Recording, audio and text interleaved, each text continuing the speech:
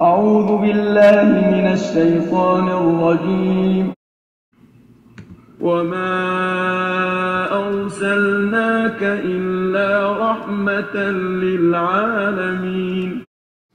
We have sent you forth as nothing but mercy to the whole world.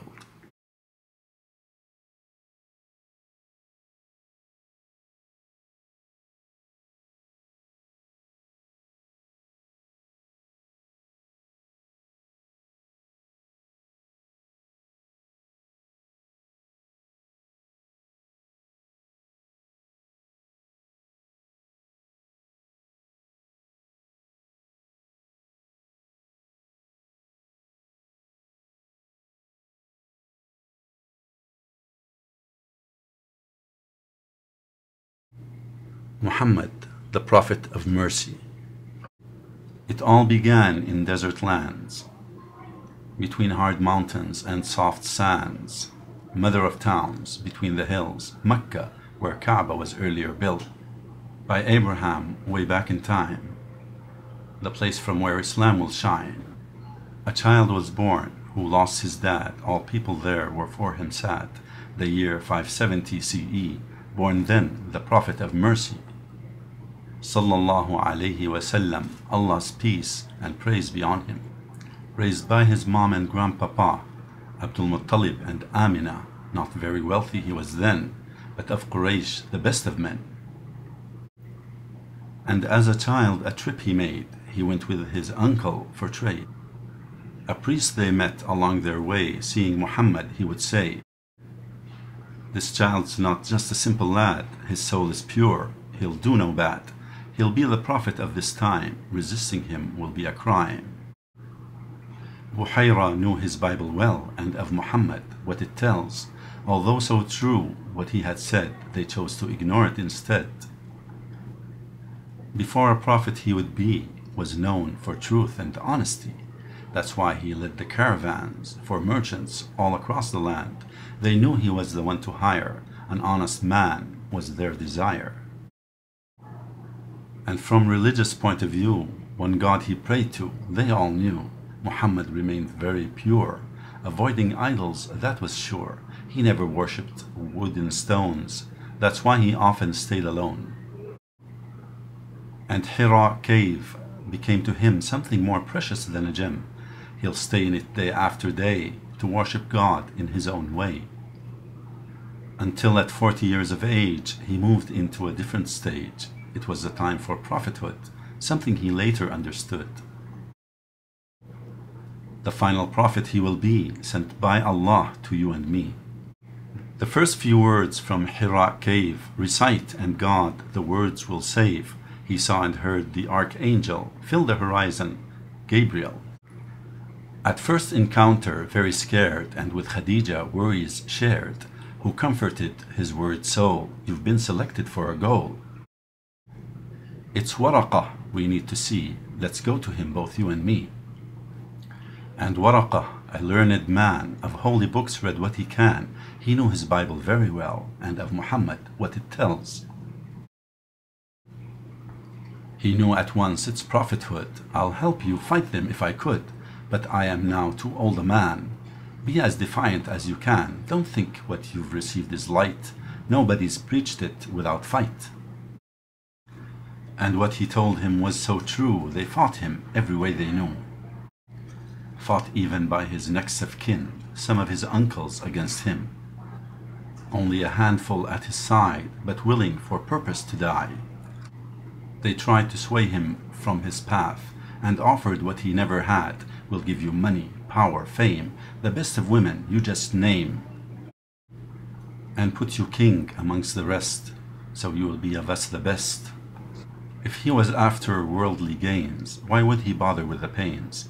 And if he truly was a fraud, why should he struggle for his God? He looked at them with confidence, simply replied with this sentence, "If moon and sun put in my hands, I will not leave righteous commands, for I shall strive until I die. This message is the truth, no lie." And when Sheikh Utbah tried to plea, Muhammad stood respectfully. "O uncle, are you now yet done?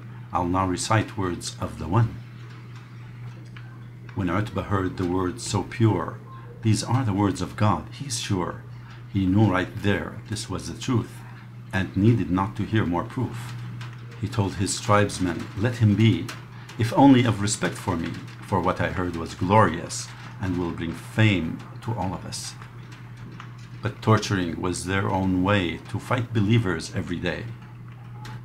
They tortured Muslims in the sun, kept lashing them and killing some, resisting as much as they could, but leaving was well understood. To Abyssinia some then fled, the immigrants would go ahead. Najashi, known for his justice, and their headhunters he'll dismiss, despite what he heard from Quran describing Jesus as a man. Najashi knew his Bible well, and of Muhammad what it tells. He had no choice but to agree. Both books are fruits from the same tree. The Prophet had to immigrate and leave Mecca before it's late, with Abu Bakr along his side, and in a cave they had to hide. When Abu Bakr had seen them near, he could but only feel the fear. He whispered softly just to warn the man allegiance he had sworn.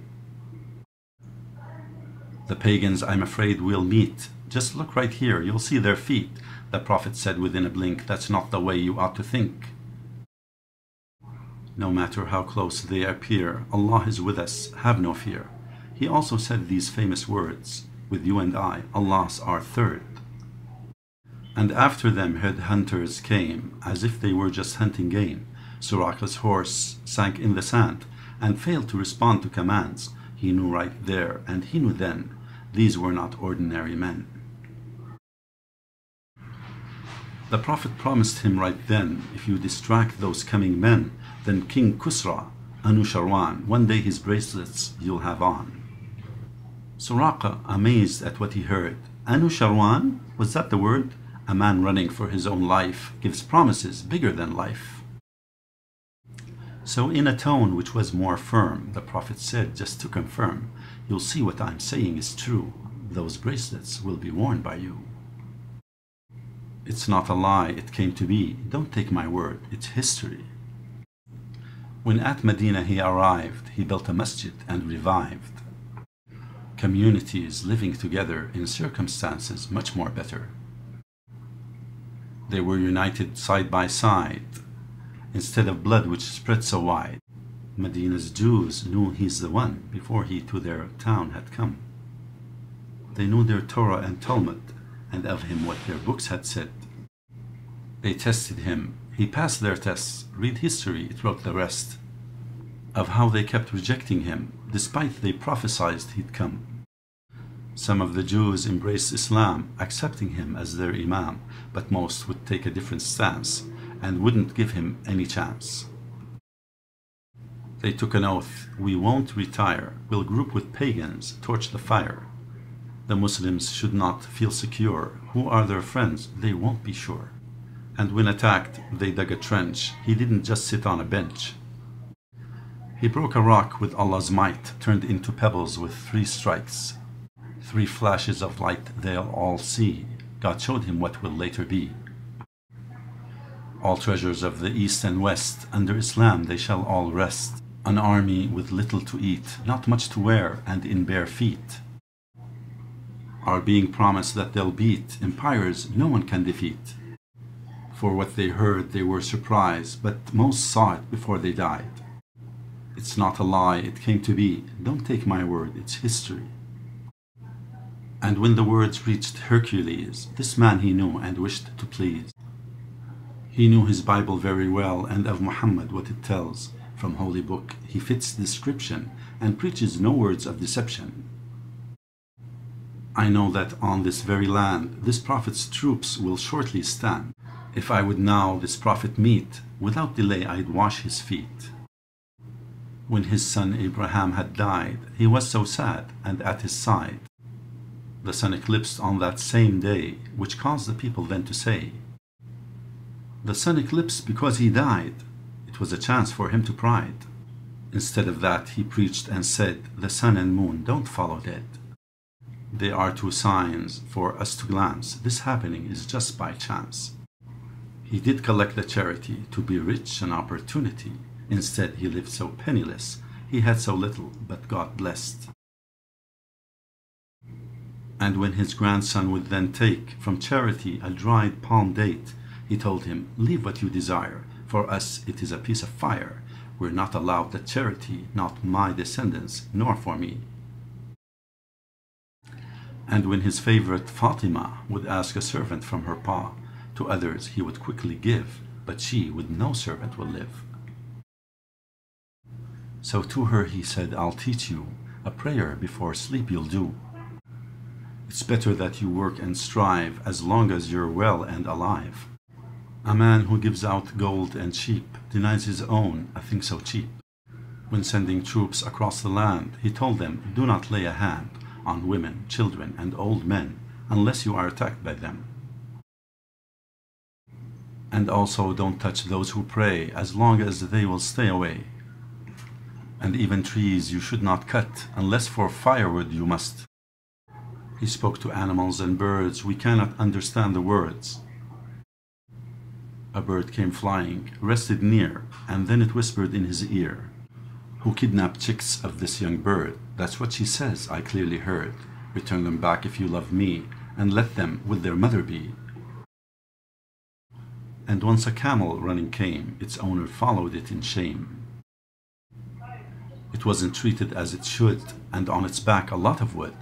You overwork it every day, and do not feed it enough hay. And when he conquered his own town, he entered humble, facing down. For every soul who stays at home, his safety he will surely own. His enemies were very scared of the revenge from battles shared, and all the blood they left behind, but he was just one of a kind. He asked them, "What do you presume someone like me will do to you?" They felt the fear, but said with hope, "We wish that you will kindly cope. For we're your flesh and we're your blood. Don't bury us beneath the mud."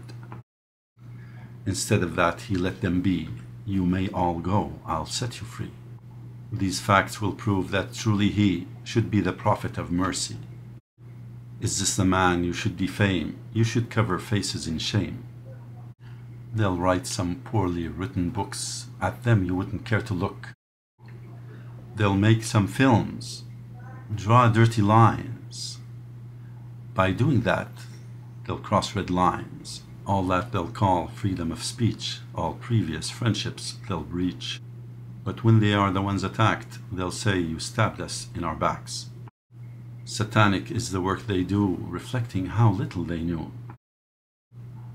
If only they just had a chance to know Muhammad in advance.